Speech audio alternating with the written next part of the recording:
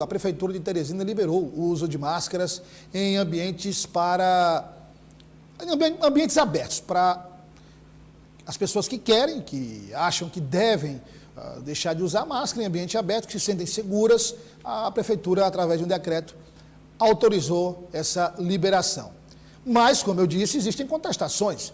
Existem profissionais que contestam que, no momento, que esta medida deveria ser a última medida a ser tomada neste processo de declínio da pandemia depois do surto de casos causado pela variante Ômicron. Para falar sobre este assunto, nós vamos receber aqui o professor Emílio Matos, que é pesquisador da Universidade Federal do Piauí, Fiocruz, e membro do Comitê de Operações Emergenciais do Estado do Piauí. Professor, prazer recebê-lo aqui. Eu só tinha acompanhado o senhor através das reportagens feitas aqui pela O Dia TV.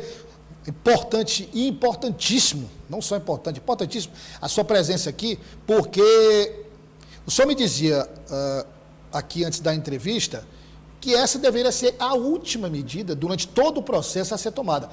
Seja bem-vindo, muito obrigado. Boa tarde, Douglas. Boa tarde, telespectadores. Então, de fato, nós estamos no melhor momento, talvez o melhor momento durante toda a pandemia, para vários aspectos, e isso se deve exatamente por esses dados que você acabou de mostrar. Nós estamos vacinando bem. O piauiense, felizmente, não ouviu negacionistas, não ouviu a campanha contrária, inclusive por parte do governo federal, à vacinação, e se vacinou. Mas a pandemia não acabou, definitivamente a pandemia ainda não acabou. E por conta disso, a gente acredita que ainda é prematuro essa retirada de máscaras. Recentemente, no dia 11, a Fiocruz Nacional lançou um boletim em que também os pesquisadores se colocam contrários a essa retirada de máscaras. Por quê? Nós estamos no momento pós-carnaval. Então, embora não tenham tido grandes festas de carnaval, mas houve circulação das pessoas. As pessoas viajaram para a praia, para sítios. Festas particulares. Festas particulares. E isso pode impactar no número de casos. A gente tem que esperar 2 semanas epidemiológicas para que, de fato, a gente verifique se impactou ou não. Além disso, a gente precisa lembrar que as escolas públicas voltaram às aulas presenciais. Qual é o impacto desse retorno às aulas presenciais? Esses alunos da rede pública pegando o ônibus de transporte coletivo caótico em Teresina. Não é possível falar em distanciamento físico dentro de um ônibus coletivo de Teresina. Então, qual é o impacto desse retorno em número de novos casos, em adoecimentos? Nós não sabemos. Portanto, o mais sensato seria esperar ainda esta semana completa, até sábado, para que se verifique de fato qual vai ser o impacto. O que a gente já verificou? Nós vínhamos com a queda importante, acentuada. Durante a semana epidemiológica que coincidiu com o carnaval, esse movimento de queda se estabiliza. Ou seja, não está mais caindo de maneira acentuada. Isso quer dizer que piorou a situação? Não. Ainda é uma situação de fato muito melhor. Mas a gente entende que é precoce, seria preciso, necessário. Professor, só para a gente deixar muito claro, o senhor falou em parou de cair exatamente na semana do Carnaval. Na semana do Carnaval. Coincide com a semana do Carnaval. Então a gente entende que é preciso primeiro analisar esses dados, é preciso coordenar isso com outras cidades. Teresina não está isolada. Existe um aglomerado de municípios que fazem parte do território de saúde Entre Rios, que são os municípios que ficam no entorno de Teresina. Não é possível desconsiderar esses municípios. A população de Nazária vem trabalhar em Teresina, volta para Nazária. A população de Altos, de José de Freitas, de União. Ou seja, uma população flutuante, né? Flutuante. Essas medidas, elas deveriam acontecer de maneira coordenada para que você, de fato, possa garantir a retirada gradativa das medidas mais restritivas, mas não tem o risco de mais à frente piorar tudo e você ter que regredir. E a gente entende que é preciso fazer todo o esforço para manter os alunos em sala de aula de maneira presencial. O prejuízo social, a evasão escolar foi muito grande. Então, se precisar fechar alguma coisa, que se feche tudo, menos as escolas. Então, é nesse sentido que a gente entende que é precoce essa retirada, mas como você bem reforçou, o decreto diz que não é obrigatório, mas individualmente você pode manter a sua máscara. Se você ainda não se sente seguro, especialmente se você convive com população idosa, que tem a comorbidade, obesidade, diabetes, hipertensão, que tem um maior risco, e você prefere manter o uso da máscara, mantenha. Eu vou manter o uso da minha máscara por um bom tempo ainda, por precaução, por conviver com pessoas que têm um risco maior, até que de fato a gente perceba que a pandemia está ficando para o passado. Não é o caso ainda. Professor, a gente vai já explorar um pouco aqui a sua presença, porque de fato com o conhecimento que o senhor tem é importante para a gente esclarecer o nosso telespectador. Eu queria tocar em um ponto que é tão importante quanto os pontos que nós tratamos aqui. Vacinação. Nós mostramos aqui os números da vacinação, muito avançada na primeira dose, também a segunda dose muito avançada, mas o que é que existe hoje, de fato, que se sabe, mais ou menos, a imunidade dura 4 meses, a imunidade da vacina, ela começa a cair a partir do 4º mês. Então você tem uma primeira dose, a segunda dose que nós tomamos 4 meses após a primeira, e a dose de reforço 4 meses após a segunda. O senhor me dizia que a dose de reforço é fundamental para barrar os casos graves de contaminação por variante Ômicron. É aí onde mora o problema no Piauí? É aí onde mora o problema. O Piauí avançou muito bem com primeira dose. Para a população idosa, acima de 60 anos de idade, primeira e segunda dose, nós vacinamos muito bem.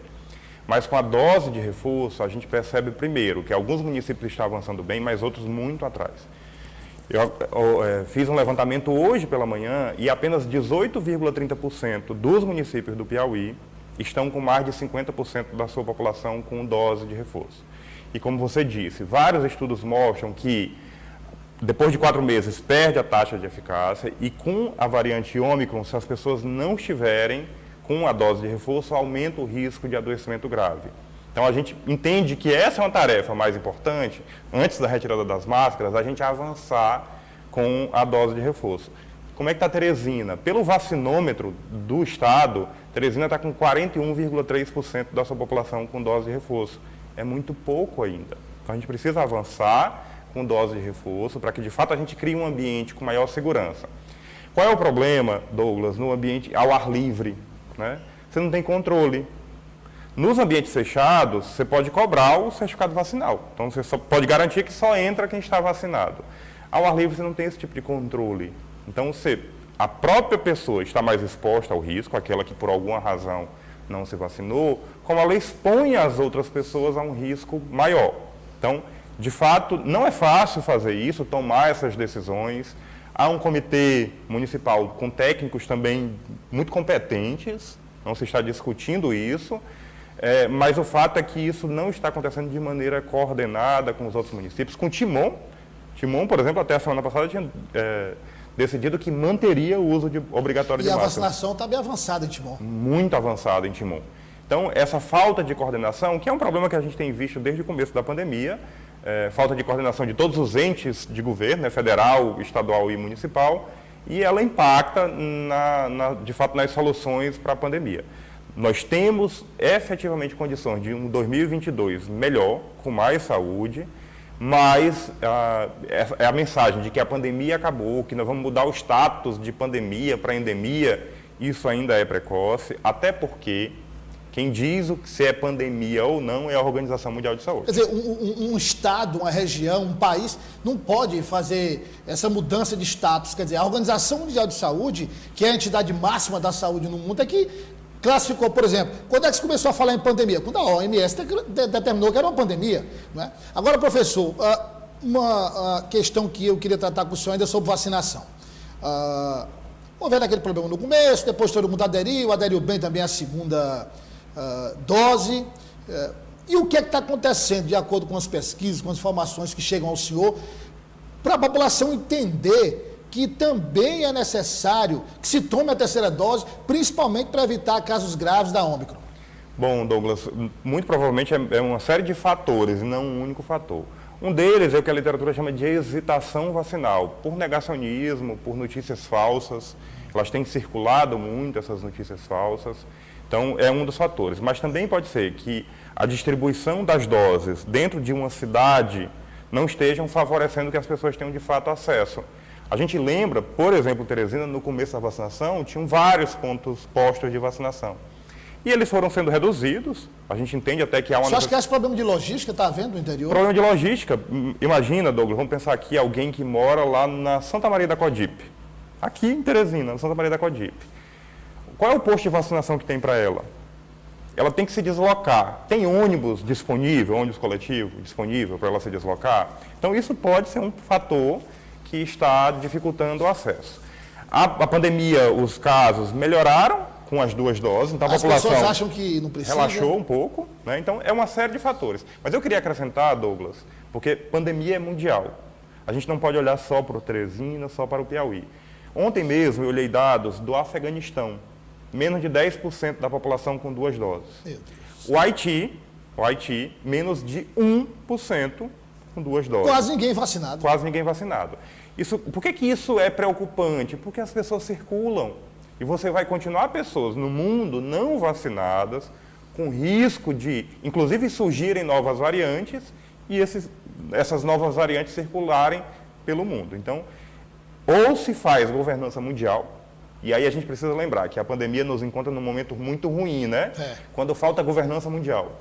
Quem é o nosso líder mundial hoje? Aliás, nós, ao invés de governança mundial, de coordenação mundial, nós estamos enfrentando uma guerra, não é? Uma guerra, durante uma pandemia. Durante uma pandemia. Já não bastasse a pandemia, uma guerra. E aí os olhares dos líderes se voltam para a guerra. Então, assim, é um momento muito ruim que a pandemia nos encontra e que a gente precisa, coletivamente, aí depende dos governos, mas também depende da gente, nós, de quem está em casa, de que possa, de fato, assimilar que, bom, a gente vai coabitar com o vírus. A gente não trabalha com a perspectiva de eliminar o vírus nos próximos 10 anos.